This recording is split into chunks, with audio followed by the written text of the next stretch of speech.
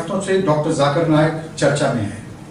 Dhaka bakery के attack में एक उग्रवादी ने कहा कि वो इनकी तकरीरों से प्रेरणा लेते हैं। इन सब पर चर्चा करने के लिए हमारे साथ हैं डॉक्टर जाकिर नायक। एक महत्वपूर्ण बात ये भी है कि ये पहली बार है कि डॉक्टर जाकिर नायक किसी भी चैनल को इन हादसों के बाद, इस कंट्रोवर्सी के बाद इंटरव्यू दे रहे हैं। नायक साहब, आपको इस बात का मुझे लगता है एहसास होगा कि हिंदुस्तान में आपको लेके एक बड़ा बवाल मच गया है।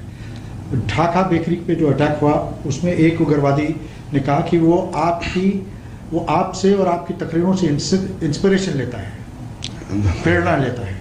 इस इंटरव्यू के पहले मैं कहना चाहता हूँ कि अक्सर मैं तकरीर करता हूँ अंग्रेज़ी में और मेरी तालीम पूरी अंग्रेज़ी में हुई, तो उर्दू और हिंदी पे इतनी महारत नहीं है, तो अगर इसमें कुछ गलतियाँ होंगी तो उसके लिए माफ़ी चाहता हूँ। जहाँ तक कि आपने कहा कि एक ढाका के टेररिस्ट में से इंस्पायर हुआ, उसके बारे में क्या कहना चाहता हूँ मैं। जहाँ तक कि ये एक आर्टिकल आया था, 1 जुलाई को अटैक हुआ था ढाका में, और 3 जुलाई को एक आर्टिकल आया था डेली स्टार के अंदर कि चंद टेररिस्ट आतंकवादियों ने हमला करके 20 से ज़्यादा की हत्या की।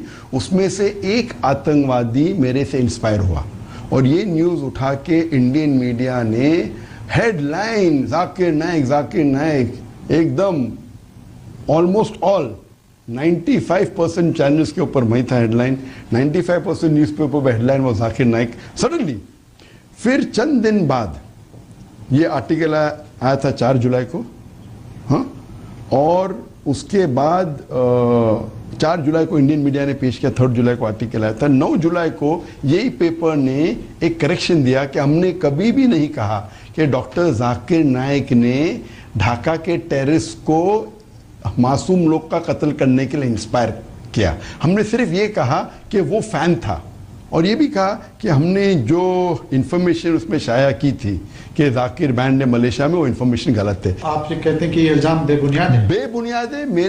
मेरे 2000 से ज़्यादा पब्लिक लेक्चर है, मैं 20 साल से ज़्यादा लेक्चर दे रहा हूँ, इसमें मैं हज़ारों बार कह चुका हूँ अनइक्विवोकली, अनएम्बिगुअसली, साफ अल्फाजों में कि एक भी बेगुनाह का कत्ल करना इस्लाम में हराम है। और कुरान की आयत है सूरह माइदा की सूरह नंबर 5 आयत नंबर 32 में कि अगर कोई भी इंसान एक दूसरे बेगुनाह इंसान का कत्ल करता है, चाहे मुस्लिम या गैर मुस्लिम हो, वो गोया कि ऐसे है कि सारे इंसानियत का कत्ल कर रहा है, और अगर कोई भी एक बेगुनाह को बचाता है तो वो सारे इंसानियत को बचाता है। तो मैं कैसे कह सकता हूँ, ये मीडिया जो दिखा रही है अक्सर मेजॉरिटी टाइम पे वो आउट ऑफ कॉन्टेक्स्ट है, बहुत से बार हाफ स्टेटमेंट है, और कुछ बार डॉक्टर्ड है, डॉक्टर्ड क्लिप यूट्यूब से उठा रहे।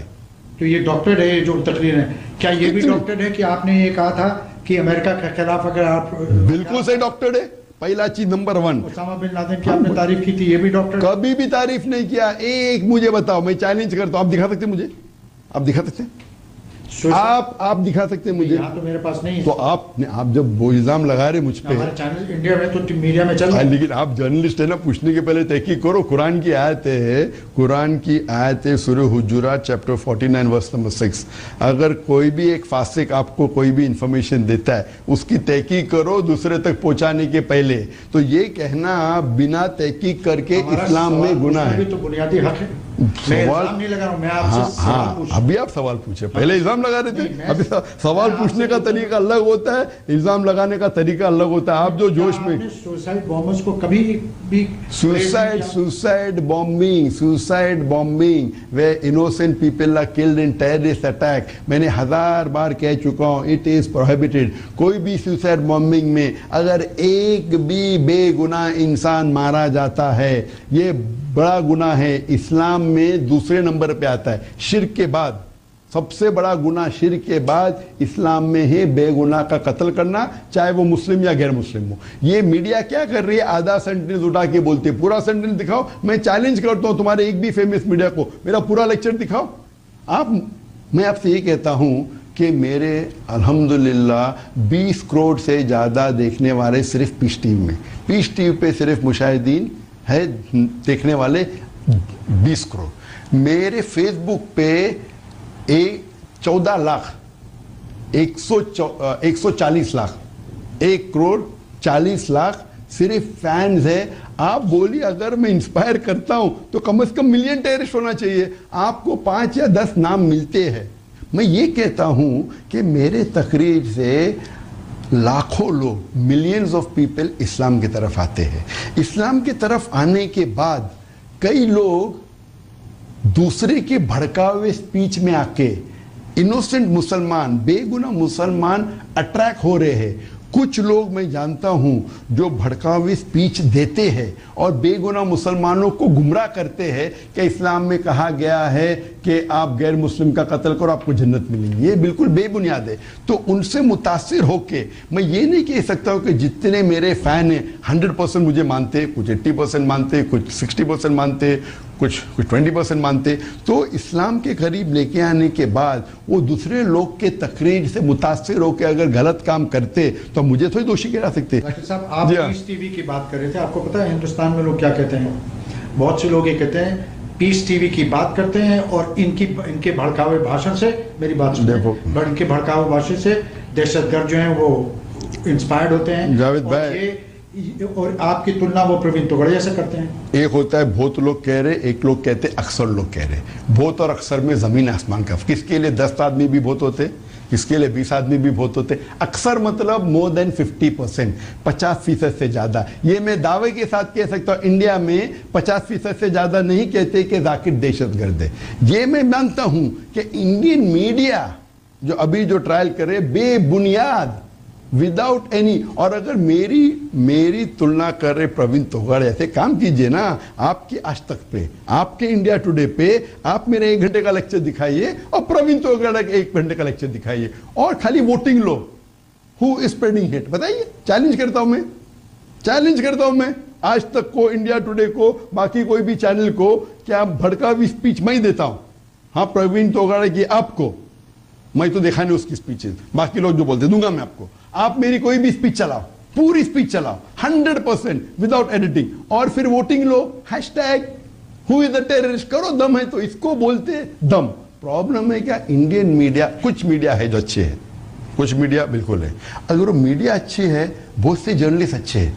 आप ये बताइए, आपकी बहुत सी तकरीरें हैं जिससे आप कहते हैं कि आप दोनों कम्युनिटीज और सारी दुनिया में डिफरेंट कम्युनिटीज को साथ लाने की बात। अल्हम्दुलिल्लाह। लेकिन आपकी जो तकरीरें हैं, आपका जो लबो लहजा है, आप दूसरी रिलीजन्स में, दूसरे के मजहब में क्या कमियां हैं, ये खामियां दिखा दें। आपको लगता नहीं है दूसरों को ठेस पहुंचती होगी? आप मेरा एक भी लेक्चर दिखाओ जिसमें मैं क्या, जिसका लेक्चर का टाइटल है कि दिगर मज़हब के अंदर खामियां। मेरे जितने लेक्चर रविशंकर के साथ थे, आपने रविशंकर को बहुत बुरी लगी, आपने, वो आपके मेहमान थे, आपने उनके, वो मेरे मेहमान नहीं थे। मैं ही गया बैंगलोर उसका शहर, मैं मुंबई से बैंगलोर जाता हूं और वो कहते मैं उनका मेहमान हूं। किधर की उर्दू है, किधर की हिंदी है? मैं मुंबई में रहता था, हाँ 2006 में। मैं गया बैंगलोर तो मैं उसका मेहमान है क्या?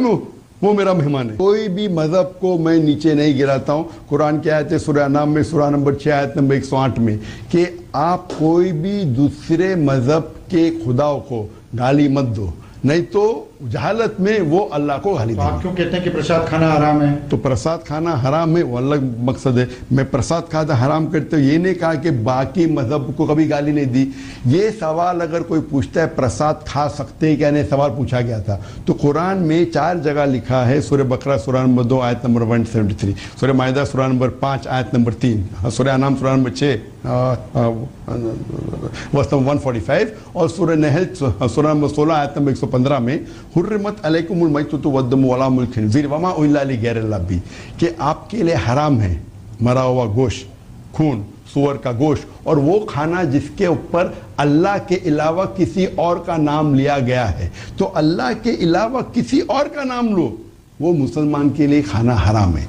तो इसी के अगर अल्लाह के अलावा किसी और का नाम लिया गया वो इस्लाम में खाना हराम है, तो इसमें बाकी मजहब को कहाँ मैं दोष दे रहा हूँ? अगर कोई हिंदू मुझे आके बोलता है कि मुझे भाई बीफ नहीं खाना है, गाय का गोश्त नहीं खाना है, अरे उसकी मर्जी है।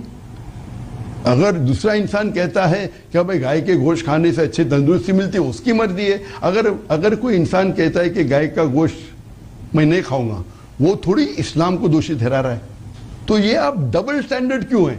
डॉक्टर नाइक, आप बात कर रहे थे दहशतगर्दी की। सारी दुनिया में इस वक्त एक कोहराम मचा हुआ है। दहशतगर्दी को लेके, आईसिस और तालिबान को लेके आपका क्या नजरिया है? जहाँ तक कि दहशतगर्दी का सवाल है, मैंने हज़ारों बार कह चुका हूँ कि इस्लाम में सूरह माइदा सूरह 5 आयत नंबर 32 के आयत के हिसाब से अगर कोई भी इंसान दूसरे इंसान का कत्ल करता है, कोई भी बेगुनाह इंसान का कत्ल करता है, चाहे वो मुस्लिम या गैर मुस्लिम हो, वो गोया के सारे इंसानियत का कत्ल कर रहा है। तो बेगुनाह इंसान का कत्ल करना हराम है। जितने भी दहशतगर्द अटैक्स हुए दुनिया में जिसमें बेगुनाह लोग मारे गए या बेगुनाह लोग इंजर्ड हुए, ये इस्लाम के मुताबिक हराम है। मैं इसे कंडेम करता हूँ। जो फ्रांस में और जो और जगहों पर हो रहा जी, अरे भाई मैं बोल चुका हूँ, जिधर भी, चाहे फ्रांस में हो, चाहे ढाका में हो, चाहे न्यूयॉर्क में हो, चाहे बम्बई में हो, चाहे लंदन में हो, और मैं कंडेम कर चुका हूँ। मैं कंडेम कर चुका हूँ 9/11 जहाँ 3000 अमेरिकन मारे गए, वो मैं कंडेम करता हूँ। लंदन में जहाँ 50 से ज़्यादा लंदन ट्यूब बॉम्ब में मारे गए, मैं कंडेम करता हूँ। बॉम्बे में 180 से ज़्यादा लोग मारे गए, मैं कंडेम करता हूँ। लेकिन जो बेगुनाह हज़ारों लोग अफगानिस्तान में मारे गए, इराक में, पैलेस्टाइन में, उसको भी कंडेम करता हूँ। आपने कहा आईसिस की मेरी क्या ख्याल है?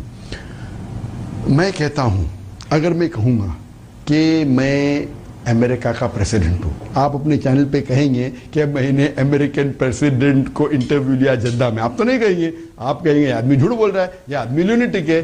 तो जब ये ऑर्गेनाइजेशन अपने आप को इस्लामिक स्टेट कहती है और बेगुनाह लोग को मारते, तो आप क्यों बोलते इस्लामिक स्टेट? मैं कहता हूँ मीडिया अनजाने में या अनजाने में ये नाम इस्लामिक स्टेट दिया गया है मुसलमानों के दुश्मनों ने, इस्लाम के दुश्मनों ने ये लक़ब दिया। मैं कहता हूँ मुसलमानों से, मैं कहता हूँ मुस्लिम मीडिया से, मैं कहता हूँ आम मीडिया से, आप इन्हें इस्लामिक स्टेट मत कहो, एंटी इस्लामिक स्टेट कहो, anti Islamic state of Iraq and Syria, क्योंकि इस्लामिक स्टेट कोई भी बेगुनाह को मार ही नहीं सकता है। जब हम न्यूज़ में देते हैं कि आईसिस ने बेगुनाह लोग को मारा, हम ये कह रहे हैं कि ये इस्लामिक है। आप जब मुझे नहीं कह सकते कि मैं प्रेसिडेंट ऑफ अमेरिका हूँ, तो उनको क्यों इस्लामिक कहते? आपका इस्लाम का इल्म कमज़ोर है, ये फिक्टिशियस नेम है, ये गलत नाम दे रहे हैं। तो हमें कहना चाहिए कि एंटी इस्लामिक स्टेट ने बेगुनाह लोग को मारा।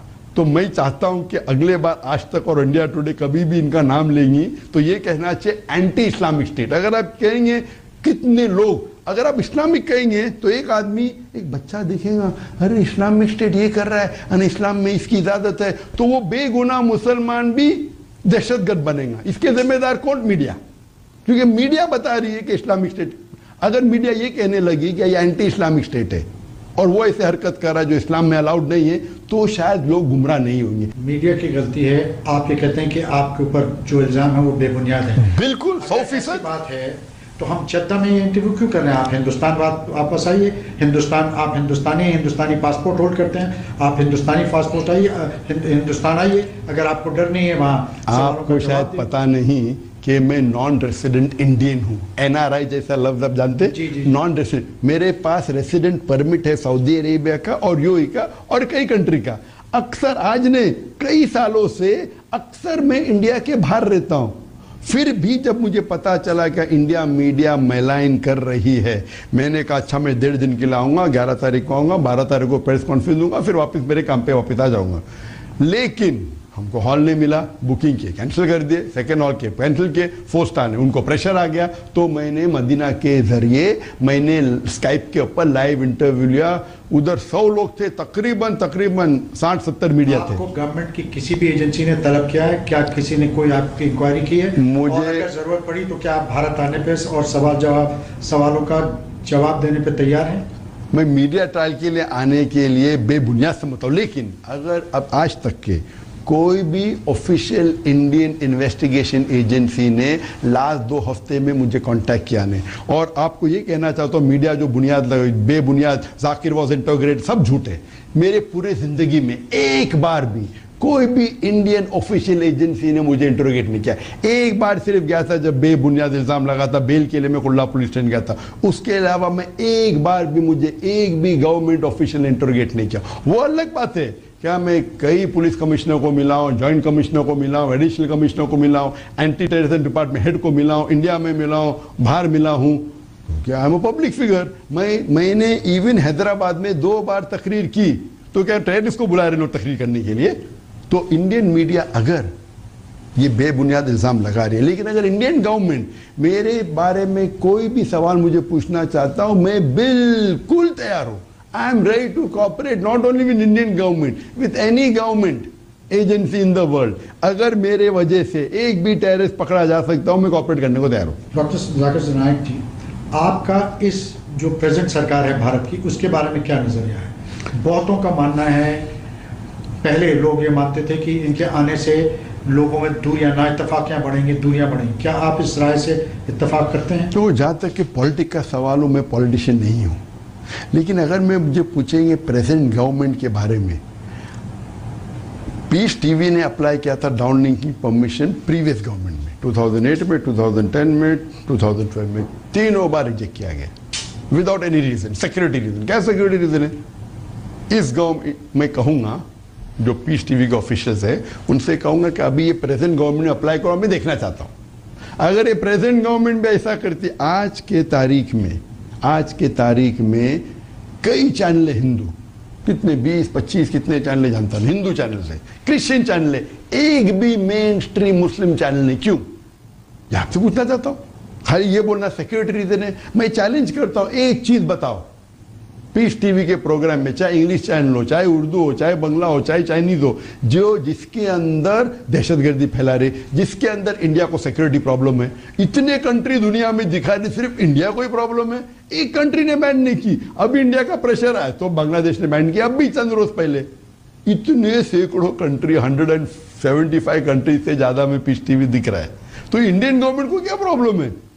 प्रीवियस गवर्नमेंट ने रिजेक्ट किया, इस टाइम में इस गवर्नमेंट में अप्लाई, इस गवर्नमेंट में कहूंगा पीस टीवी ऑफिशियल को अप्लाई करने के लिए और देखूंगा। जहां तक के आपका सवाल है, जहां आपने पूछा था मुझे पहले क्या नरेंद्र मोदी के बारे में जी, क्या नरेंद्र मोदी के बारे में क्या राय है? जैसा मैंने कहा कि मैं पॉलिटिशियन नहीं हूँ, मैं पॉलिटिक्स के बारे में कम इल्म रखता हूँ, लेकिन जहाँ तक मैं जो कंपैरेटिव रिलीजन का स्टूडेंट हूँ, मैं तालिब इल्म हूँ, मैं ये कहना चाहता हूँ कि जितना भी मुझे इल्म है, मैं कोई भी प्राइम मिनिस्टर को, इंडिया के प्राइम मिनिस्टर को नहीं जानता हूँ जो 2 साल में इतने मुसलमान मुल्कों का दौरा किया।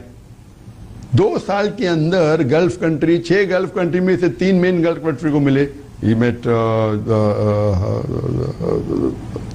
Saudi Arabia, Qatar, UAE, Pakistan, Afghanistan, Turkey, central Asia, इतने मुल्कों। तो अगर उनका ये मकसद है कि हम इंडिया और मुस्लिम कंट्री को करीब लेके आए, हम हिंदू और मुसलमान को करीब लेके आए, कम्युनल हमने बढ़ा, तो मैं उनके फेवर में हूँ।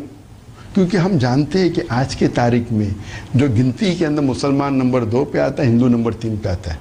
मुसलमान तकरीबन 1.8 बिलियन यानी 1,800 करोड़, 1,800 करोड़ मुसलमान पूरे दुनिया में, और हिंदू भी तकरीबन 800 करोड़ है। तो 2 सेकेंड एंड थर्ड नंबर पे प्रैक्टिस में मुसलमान सबसे 1 है। अगर ये 2 कम्युनिटी को साथ में लेके आने की कोशिश है तो मैं उनके फेवर में हूँ।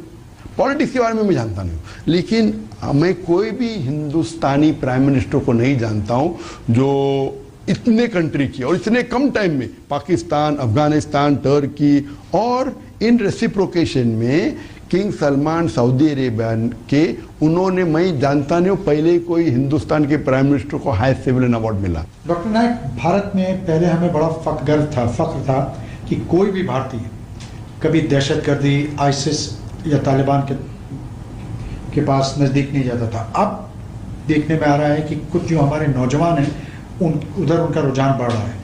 ऐसे लोगों के लिए, क्योंकि आप ये मानते हैं कि पीस टीवी करोड़ों लोग देखते हैं, ऐसे लोगों के लिए आपका क्या पैगाम है? आप क्या कहना चाहेंगे मुझे?